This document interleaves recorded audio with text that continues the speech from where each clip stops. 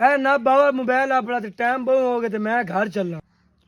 ਉਹ ਰੁਕੇ ਨਾ, ਉਹ ਮੋਬਾਈਲ ਦੇ ਕਵਰ ਪਿੱਛੇ 100 ਰੁਪਈਆ ਹੀ ਉਹ ਕਿਤੇ ਗਿਆ? ਹੈ 100 ਰੁਪਿਆ? ਮੈਨੂੰ ਕੀ ਪਤਾ ਬਾਬਾ ਜੀ ਕਿਤੇ ਗਿਆ। और जिस टाइम तेन मोबाइल न पाया कवर दे पीछे आई 100 रुपया। यार वो कवर ढिल्ला है ते किदां रात ढह गयो सी यार। और नहीं है यार, कवर फुल टाइट है, रात ढह ही नहीं सकदा। ਇਹਦਾ ਕੀ ਮਤਲਬ ਹੈ? ਤੂੰ ਮੈਂ ਤੇ ਸ਼ੱਕ ਕਰ ਰਿਹਾ।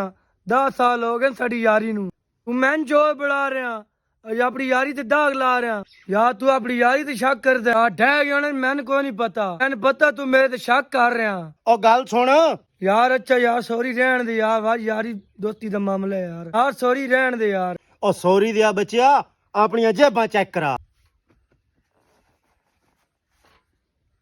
有人，有人。